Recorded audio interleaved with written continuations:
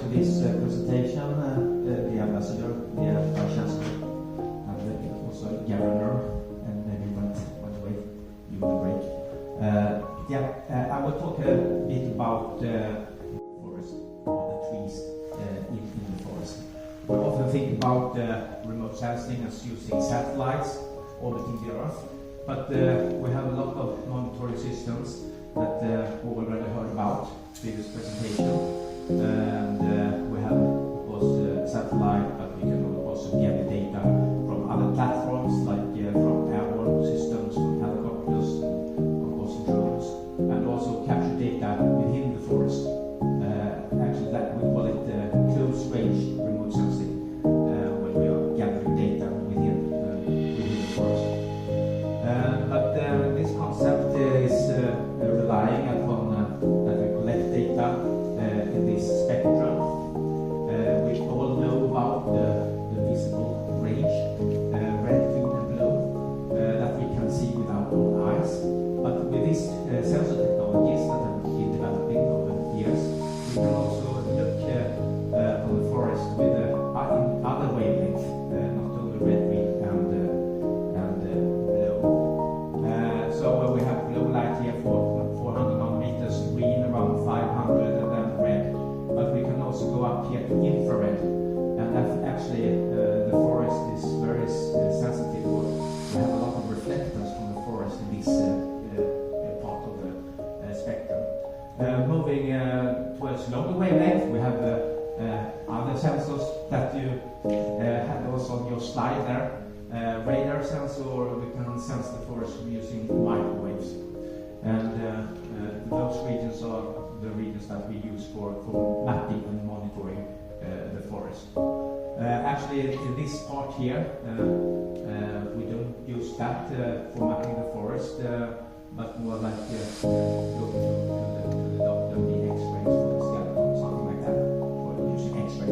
But actually, X-ray can also be used to map chemical components in the forest, in the global forest. So we also look into X-rays devices when we analyze the chemical components in the forest. It's about the reflectance, and this wavelength here go from below 400 nanometer and upwards. We have the reflectance curve. So you see here, this curve, the green one, is for healthy vegetation. And if we collect data that differ from this curve, we can say that is something ongoing in the forest that has something to do with abiotic or biotic damage. So this is of course really, this curve is of course really important to collect information about from, and we use all these kind of different sensors. We can see here in the green light, we have a big reflectance here, and of course we can see the vegetation is green during the vegetation season with our own eyes. That we have a big reflectance here in the green light. But we have even bigger here in the near infrared. So that part is really important to use for monitoring the forest. Of course we have other types, not only vegetation, we have soil and water and so on. But in our study we focused on this part of vegetation. Actually we have sensors that are sensitive up to about 1700 nanometer here. But there are sensors that go up to shortwave, infrared, up in this domain as well. But this is all about collecting data, collecting the reflected light from the forest. And actually, it's inside the needles and leaves that this happens. We have green, red, and blue light coming in, and here you can see that it's green light reflected, and also a large portion with reflected infrared light. So it's happened there in the photosynthesis and so on, and then we can have sensors and collect this information. But it's not only the reflectance that we have a large interest in. We have also a large interest into making point clouds out of this kind of sensors. So actually this is a point cloud from Aksjö, owned by Södra,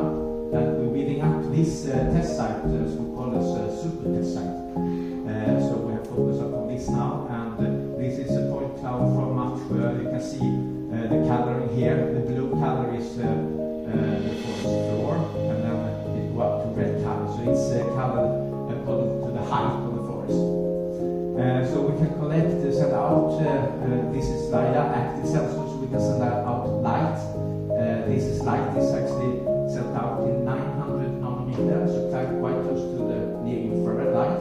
And then this is an active sensor, we can send it out, and then we receive a reflection from twigs and from the forest floor and so on. And then we can build a point cloud. But each point has also like an intensity, a return back. So we can also analyze, in this case with LiDAR data, the intensity coming back to the sensor.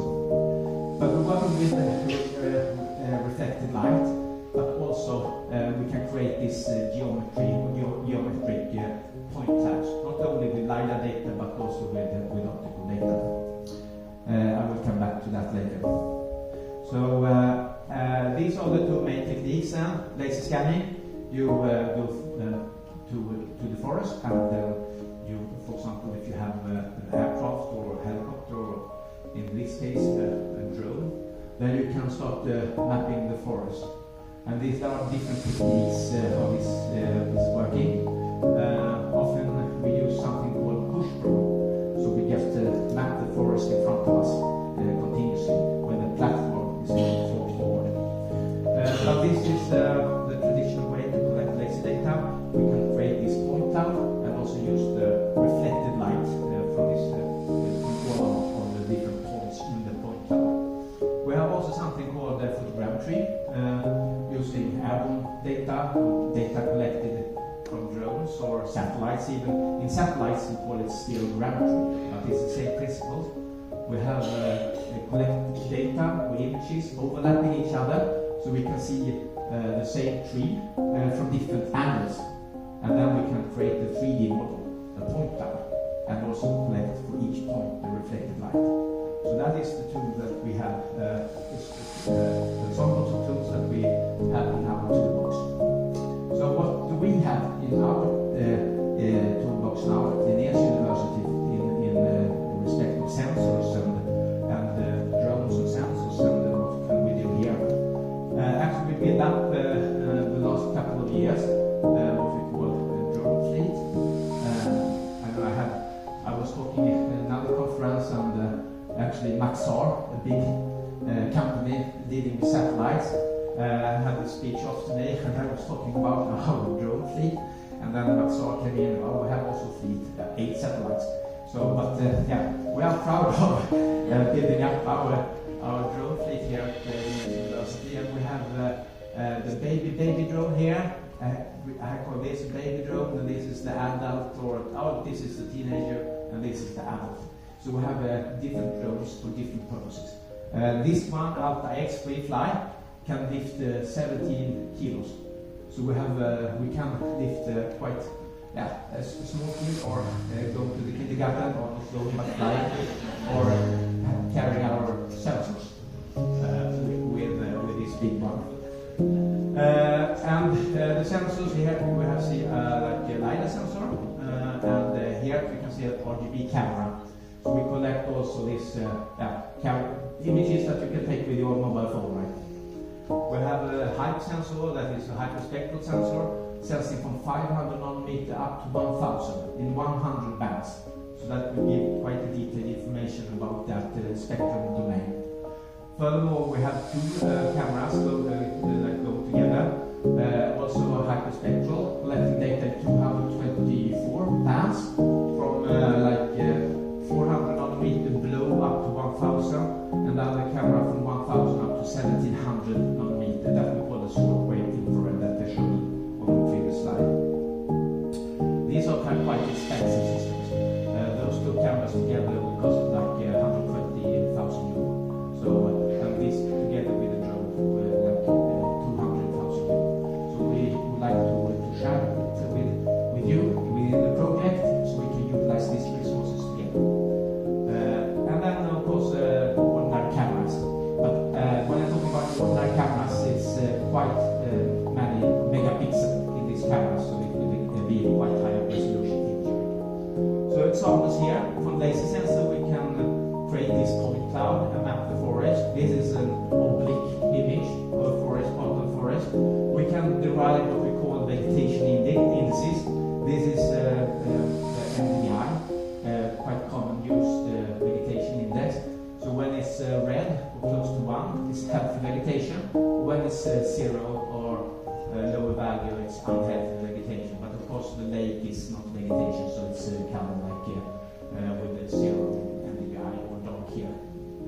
Then we can do false color composites also, and this is like from an ordinary camera, just a photo from above, very high resolution. Actually, with the drones, if we fly close enough to the objects, we can have like sub-centimeter resolution. So we are almost have the possibility to count the needles. In one project, we will count the cones of this. So we take one step at a time. We have furthermore, we not only have like drones collecting data from above, we need to collect data also from the ground and do this forest inventory. And for this we have height measurements devices and calipers and devices to position each tree, so we know exactly where the tree is positioned. This we can do with millimeter precision, and also we take a board course to do this X-ray analysis to try to get the chemical components also from the forest, from the reflectance, from the remote sensing data.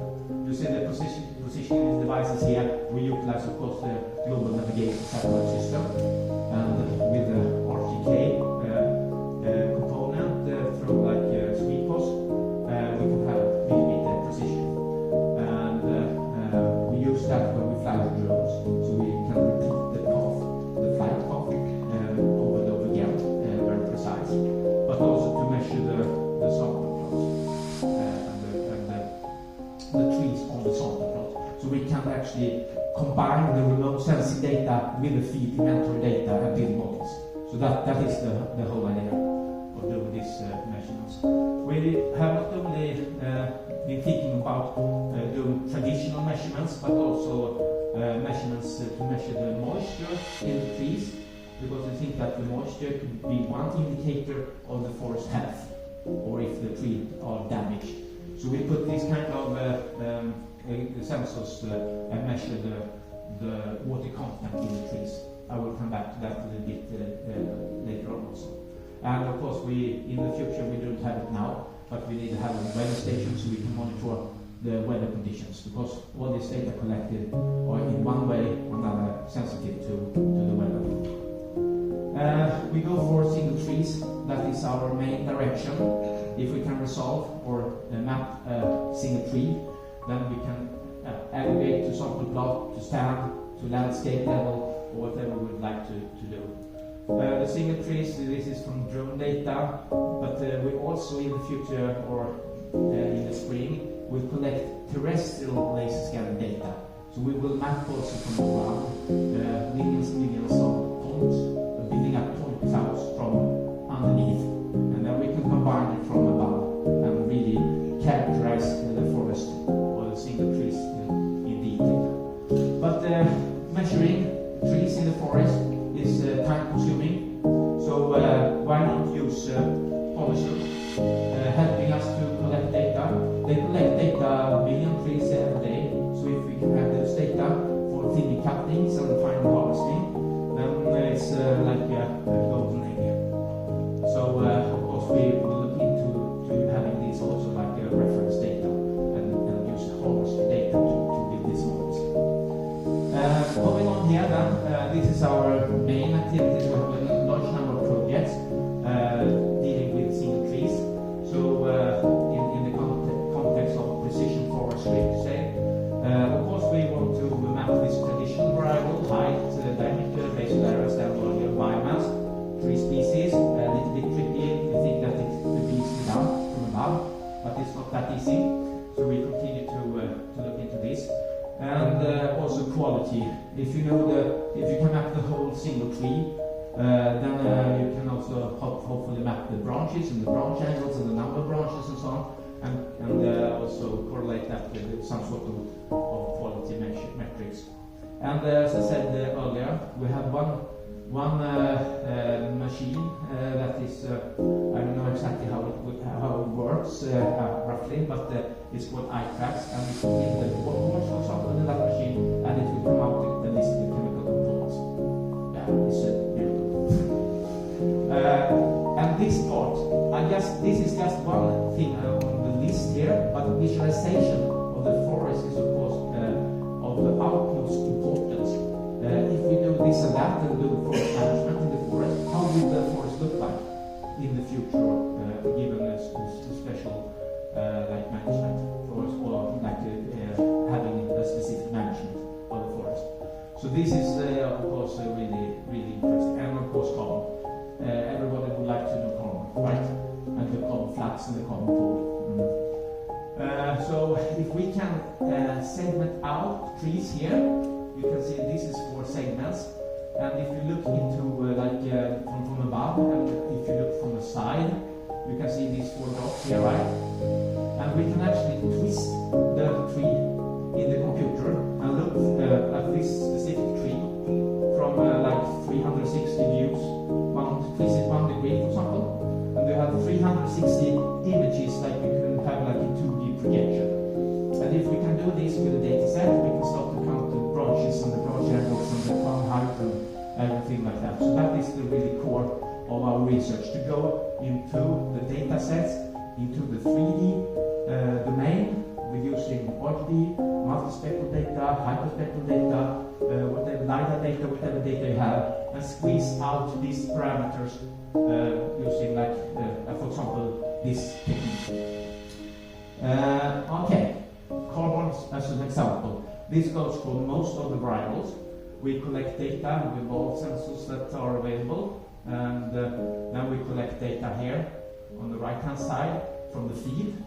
We could combine field data measurements with remote sensing data, do our own modeling, and then do like indices and metrics and so on, and mapping, and then we want to upscale it with satellite data. That is the concept for most everything we're doing, that we measure everything as detailed as possible using the drones. Using the drones, we can measure high spatial resolution with high spatial resolution. We can measure with high temporal resolution. At least if we go to the forest every day and fly, it's a little bit dependent on the weather also. We do not fly when it's raining. But we can determine when to fly. We can build up time series with high temporal resolution and also high, what we call radiometric resolution. And that is in the spectrum, to have like hyperspectral data with hundreds and hundreds of bands in this reflectance domain. So this is collecting the remote sensing data, collecting ground truth data, do the modeling, and then do the mapping and upscaling using satellite data. And the modeling, of course, that part is a lot to connect with AI solutions in our research. This is another area, also dependent upon the single trees, and it's to take care of the nature of the harvesting. And actually, we can look into this data. It's not yet super dense, but we can say these high stumps here, the stumps of the harvesting, and collect single trees and so on, to take better care of or follow up the activities done for nature care. We have also forest health, also a big topic. I mentioned this abiotic and biotic damage that we want to monitor and map. We're focusing on drought, insects, fungi, and also fires. Those are of most interest. But it's not only to map and monitor the forest as it is, it's also to have like risk assessment and try to predict what will happen if the forest looks like this. Will it have higher probability to get storm fell or burn or something like that? I need to mention one of my favorite sensors, and we have not talked about this before in this talk, but it's a radar tower that equipped with it will be equipped with 4 different frequencies band, and this is actually monitoring the heartbeat of the forest. I used to say that it monitors the heartbeat, so it goes with sun rise, the water flow will start, and then when the sun sets, the water flow decrease gradually. But in the night time, the tree will refill with water, and if it's a high water content in the trees, we will have a high reflectance from this radar. So actually we measure the heartbeat of the forest going up and down on a diagonal scale, and this footprint that we monitored back in 2018 was infested by bark beetles. So we can see it go from green to yellow to red, and the signal decrease. So actually it has something to do with the water content, and this is something quite new that we started together with SLU and Chalmers to build the first tower in 2017. And we will see and follow continue this research for monitoring the water content. Actually, this is the concept. We have the radar tower. We have also combined it with the ICOS tower. Maybe think about carbon flux when you have the integrated carbon observation system. But actually, we use the transpiration and radiation to understand the water dynamic together with these moisture sensors that I showed you before and the radar signals. So actually, this is a concept for water dynamic, monitoring the water dynamic. And here is the one cloud of from LiDAR scan with the tower, 50 meters tall, right up in the top there. And this is like one slide also showing the data. Actually, we have like a sliding antenna array, so we can do what we call 3D tomography. So we can look into the forest, because we can look into our brains with scanning with tomography. We do it in the forest with 3D tomography, and we can slice, get these slices. And the red dots here are single trees, and the red indicate high reflectance, the high water content. And if that content decreases, it might be infested by bark beetles or something like that. So that is what we want to investigate.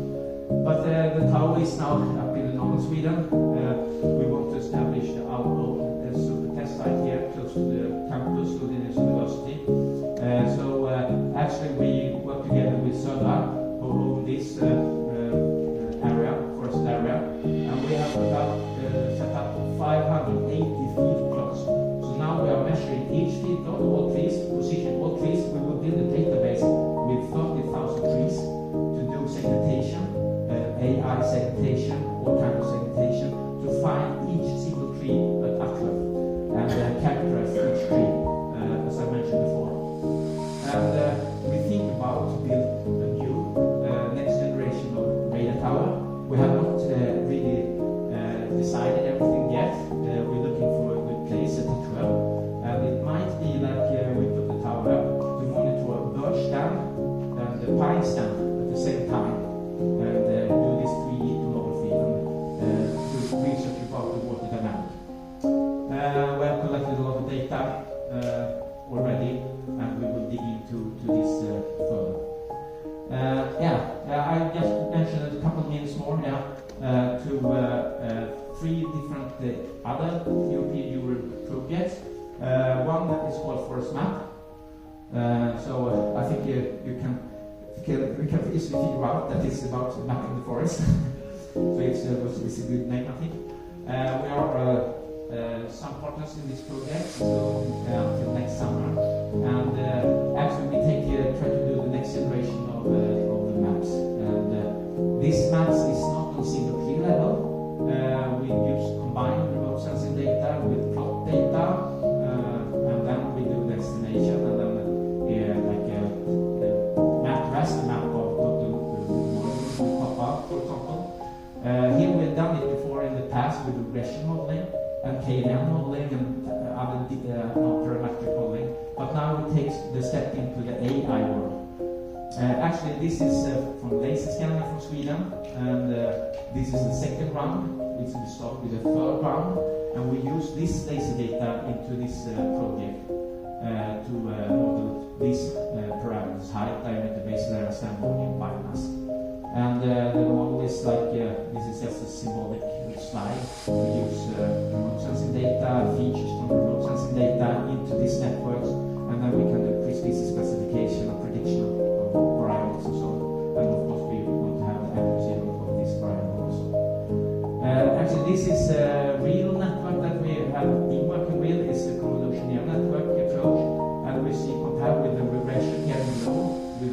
CNN, convolutional network in the orange.